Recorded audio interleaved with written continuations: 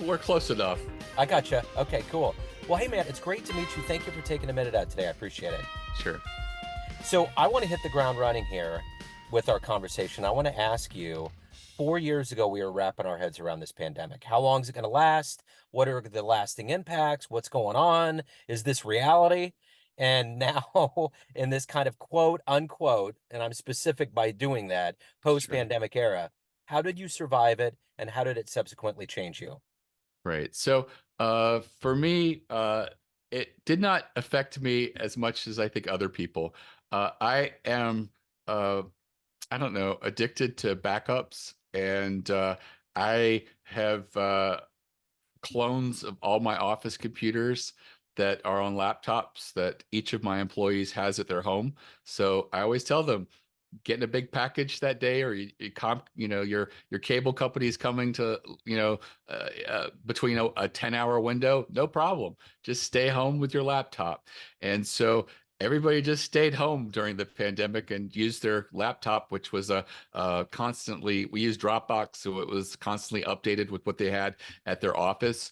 And so that showed that all of my backup tendencies were effective for me.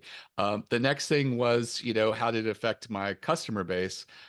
We grew 30% during the pandemic because a lot of people were pivoting Yeah. and they needed to communicate to their industry and customer base what they were doing and what was going on. And so we were busy. And Yeah. so we were doing a lot of business, a lot of people pivoting, a lot of people communicating changes.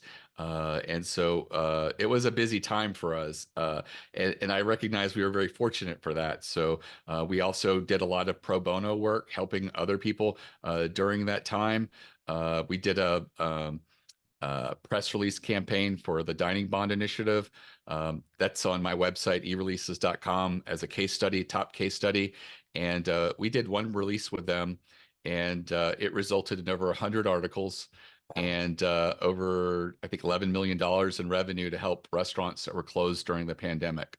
And you just nominated your local favorite restaurant and made a contribution. And if the volunteers were able to get in touch with them, the money would go directly to them and sort of be backed by what they called a dining bond gift certificate scenario. They sort of designed it as the war bond initiative sort of a thing that they were doing. But it just really showed that, something like that had a lot of mileage. Just hitting send and going over a newswire with us was able to get so much major media attention, as well as a lot of daily newspapers across the country, because it was, we were sent home 2 weeks to flatten the curve.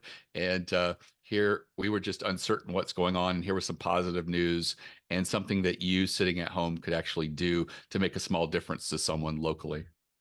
So let's get to the heart and soul of what you do as the president of this company. If you were to be put in front of a bunch of third graders at career day and one of the kids says, "Hey, what do you do for a living?" How do you answer that child? I help make companies famous by putting their messaging in front of journalists and giving them the opportunity to stand out and have articles written about them. What did you want to be in the third grade? Oh, it's probably shifted over the years, but I always wanted to be a writer. Okay. And I actually went to graduate school and got a master's of fine arts in creative writing with an emphasis in poetry. And my career plan was to wait tables and write poetry. And after I graduated about 27 years ago, I did that for a summer and realized that my back and feet were not made for standing on concrete for 10 hours. And, a 10-hour shift will destroy you psychologically in a way that an office job won't. So I did that for that summer and decided I needed a safe office job. And I got hired at a telecom startup. We produced telecom traffic statistics for the ITU. And they told me to figure out writing press releases because I had writing as part of my background. So I did that. And I was bad at it initially. And then I got really good at it because I started to, figure out what journalists were interested in.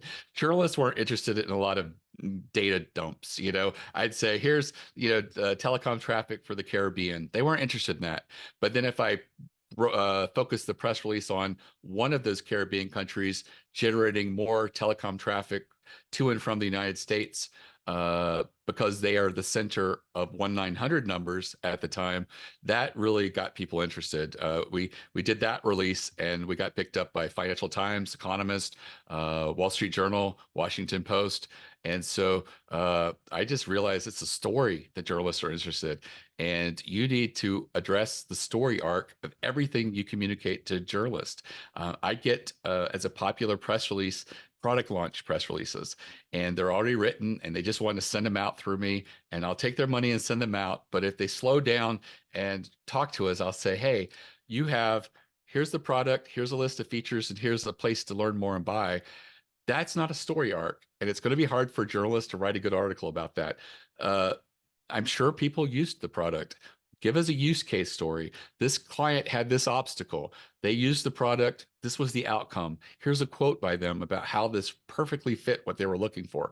And now all of a sudden, a journalist can build more of a story where they are communicating, not only here's a new product, but here's someone who used it. This is their, their journey of using it. This was the outcome. It's more of a story arc, and that naturally fits what they're looking for. And so sometimes if people slow down and take what's important to them that they want to communicate because they want to sell more, or they're excited about something, slow down and say, how can we make this something that would be not just important for us, but important to a journalist audience? And if you can make it important to a journalist audience to either educate or entertain or even delight them, you'll satisfy more of what they're looking for. And so that is one of the things that I see people making a lot of mistakes with. Even like really big PR firms send out the same types of releases, and they're missing so many opportunities to really get in there and put some story arcs, or even show the stakes. So if you have a logistics solution, putting publicly available data out there, like saying, 67% of people in this industry fail because they're not able to get their logistics cost under control, that really shows the stakes of why your solution is so important. And that'll be a lot more meaningful to an audience of people who are, interested in those types of solutions.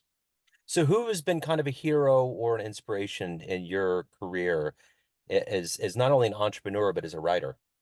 Um, let's see. I think from a career standpoint, uh, I mean, the other day I was in the grocery store and I saw Paul Newman salad dressing, and I was really pleased that it was still available because he's passed on. And I was like, what a legacy someone like that created, where the profits of that go to help, and that's just really great, and just really nice to see people who support real charitable efforts. So many celebrities create charities so that they can then hire their family to give them salaries, and the money that they set aside that's now tax deductible is going to their friends and family. And and that's the way most charities work, aligned with celebrities. And here's one that's very earnest and very open and doing a lot of good. And that really made me really happy. And those are the types of things that I really like. Like I said, I did a lot of no pro bono work, helping out customers who didn't have money during the pandemic, and things like that. I tell my employees that anybody that comes through that looks like you're aligned with, feel free to offer them a free release. We've done a lot of releases for pet charities and other types of things. I want people to be empowered to help at eReleases, so that I love that. And as far as writers go, I've always sort of loved Maya Angelou. She was a great poet, but even more just her autobiography. I Know Why the Cage Bird Sings. It's just really just, wonderful. And I think she's really opened the doors to a lot of, people in the poetry space. And we're so blessed with diversity now and so many different perspectives. And I think that, people making inroads decades ago are really paying off today. So, what is your motivation every day to do the work that you do? What gets you out of bed? What motivates you to not only run a company well, but to evolve as a human? I think for me, it's helping people, and in our case, helping small businesses. Years ago, over 10 years ago, PR Newswire approached us. They're the oldest and largest newswire press releases, and they wanted me to add a local or web only distribution to what my clients were getting at the time. And I pushed back and said, no, my clients are interested in national attention. And they charge $1,600 to move a national press release of like 600 words. And so I held out, and eventually they offered me that at a price point that my clients can afford. So today, every release that goes out, it's a national distribution, and you don't have to pay anything close to $1,600. We're small businesses and entrepreneurs and startups.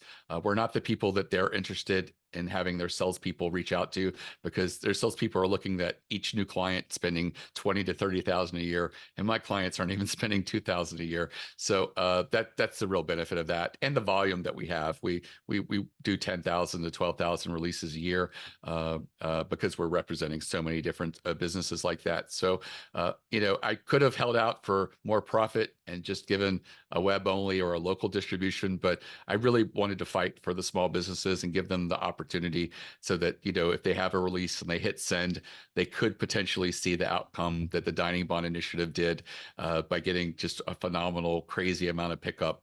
And that's the real value of a newswire like that. And, just helping these small businesses is really important.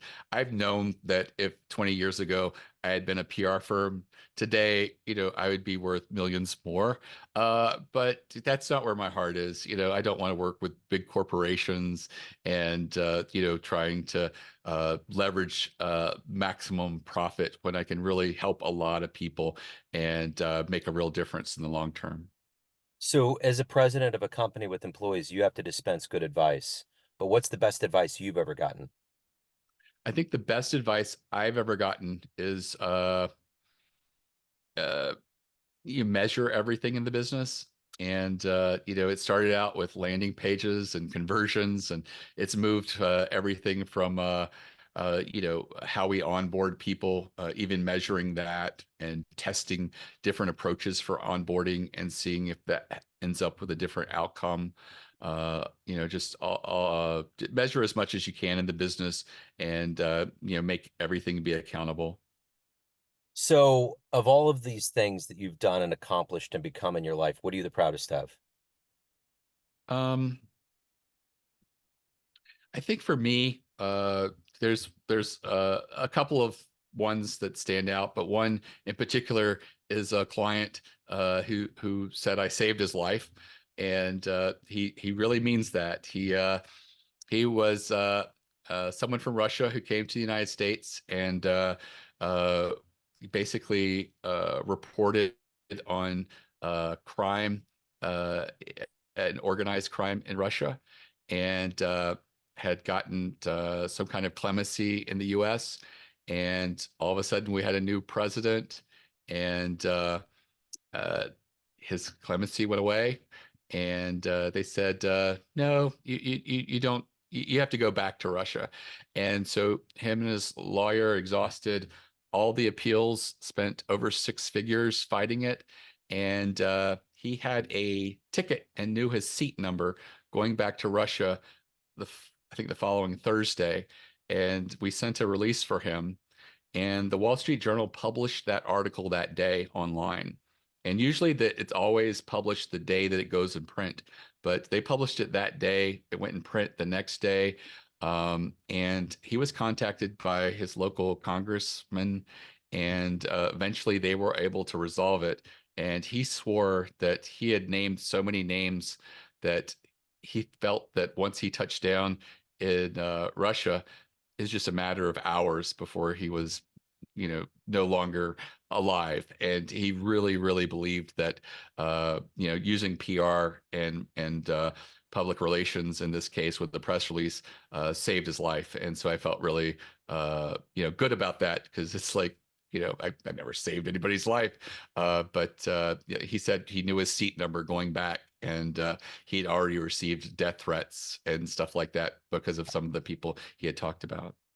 So everyone has a perception of you, family, friends, clients, colleagues, but you run the show. What's your perception of you? Who do you think you are? Um, I think I'm a uh, a a fun but fair person who is trying to make a difference in the world and try to treat people uh, respectfully, as well as giving people opportunities to succeed.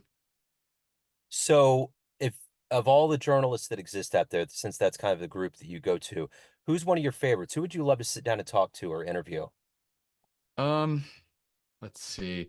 I think it was Will Mossberg used to be with the Wall Street Journal. I think he might be retired now. Walter Mossberg. And but he got to write about so many great things over so many decades and cover technology and given access. He was one of the few people that Steve Jobs would say, "Fly up and let's sit down and spend the day together."